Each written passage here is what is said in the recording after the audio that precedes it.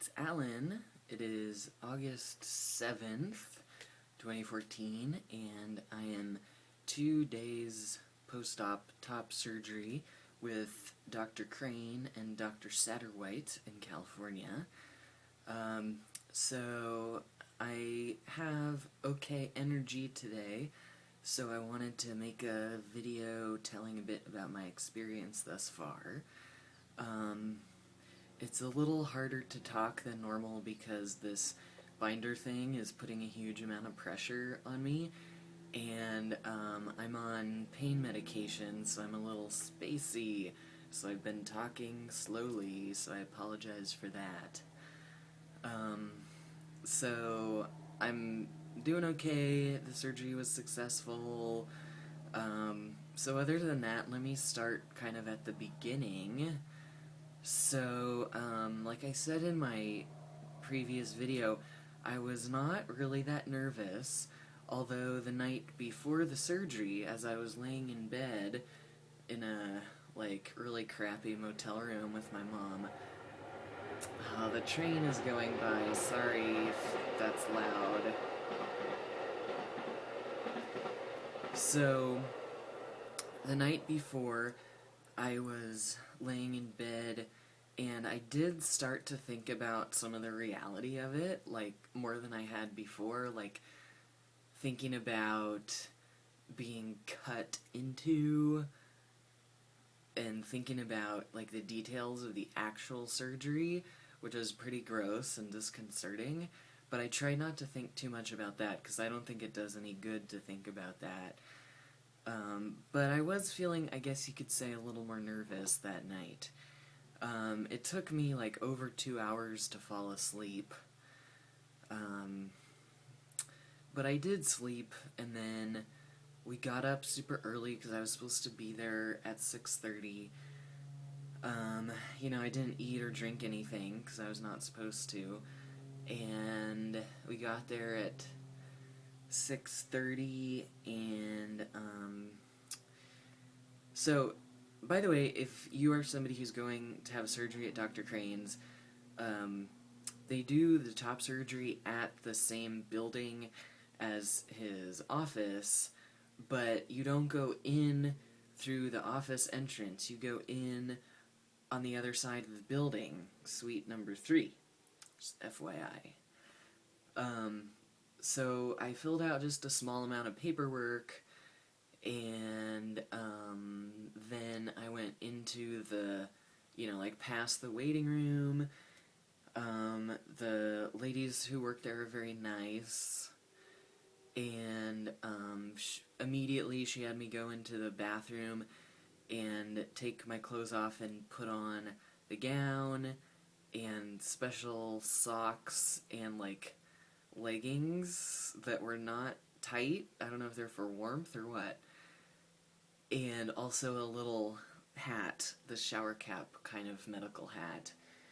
And then right after that, I got in a little bed kind of thing, and a nurse who was very nice talked to me about, what was going to happen, and I don't really remember. And then she put the IV in my arm, pretty much immediately, and she put some Tylenol in the IV, and I got a bracelet put on with my name, and they were all super respectful. They called me Alan. They had me go in the men's restroom, which was a single occupancy. And so anyway, yeah, so I was just kind of laying there for a while, and then at some point the anesthesiologist came in to talk to me, ask me questions about my medical history, and yeah, that was super quick. And he said that they would put in a breathing device, something that was flexible, and that I would not be, actually intubated. I don't know what exactly that means, but they did put some kind of breathing device in my mouth during the surgery. I was not awake for any of that, but I can tell that something was in there because my lower lip here on the inside, has been swollen and sore since the surgery, but whatever. And so then also while I was laying there before they took me into the operating room, Dr. Crane and Dr. Satterwhite came in, and they had me sit up, and they pulled my gown down to look at my chest, and Dr. Crane drew lines on my chest. You can see a little bit of that here. And it was interesting. Dr. Crane said, "Do you mind if I explain what I'm doing to Dr. Satterwhite?" I was like, "No, that's fine." I find it really interesting to learn about how all this works, so I thought it was cool that I got to hear him explain it to Dr. Satterwhite.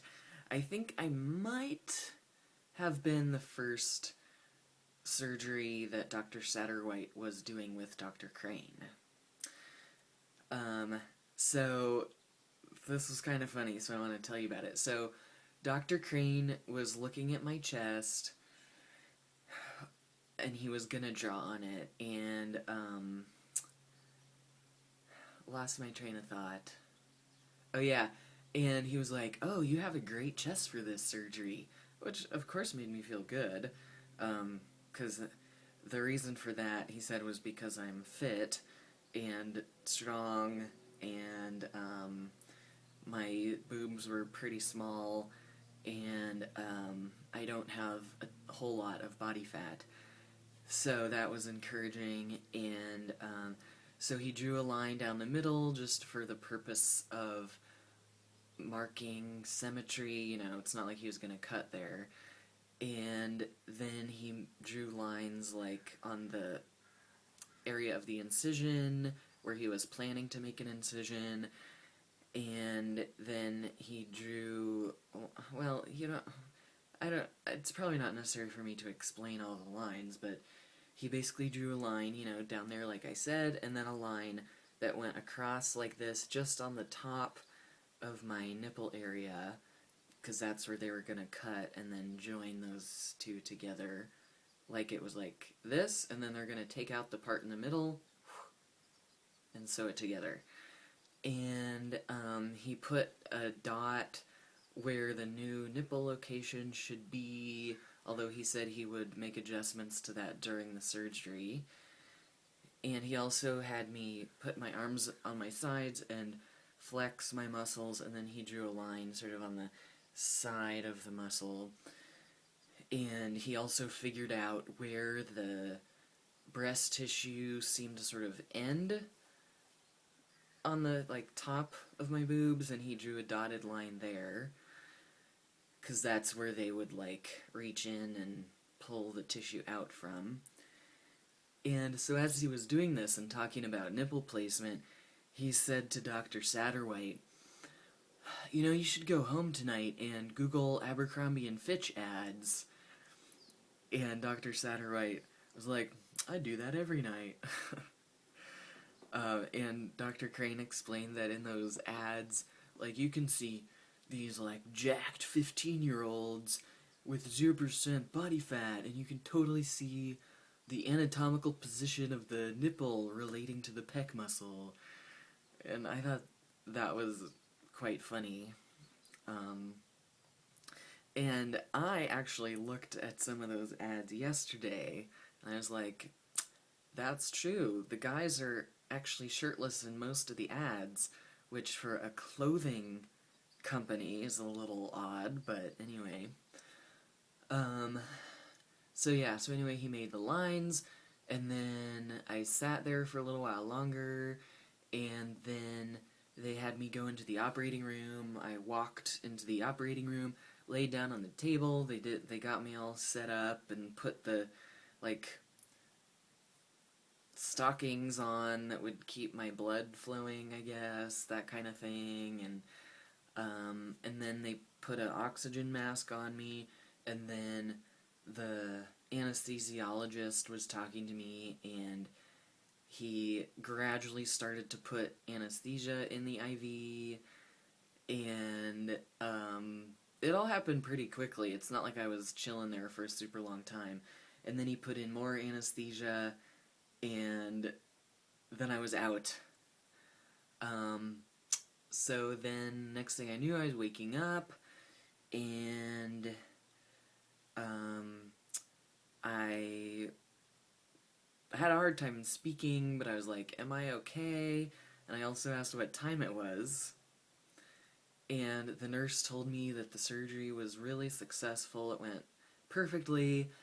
And she told me I was okay. She told me what time it was. I think at that point it was maybe like 3 hours after the surgery had supposedly started.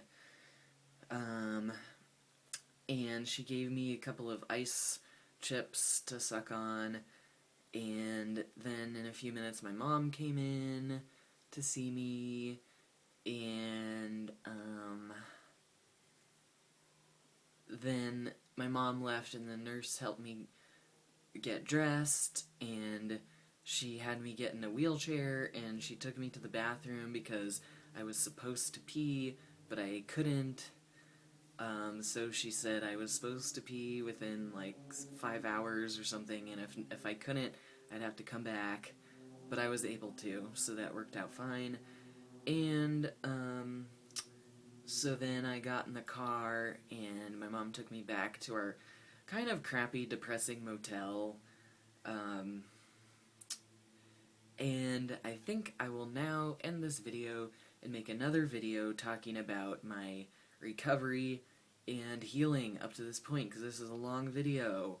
But I figure, I just wanted to give as much information as I could, just in case that happens, that there are people watching who are going to have surgery with Dr. Crane or Dr. Satterwhite and are interested in the info. So that's why it's long. Alright, thanks for watching. Bye.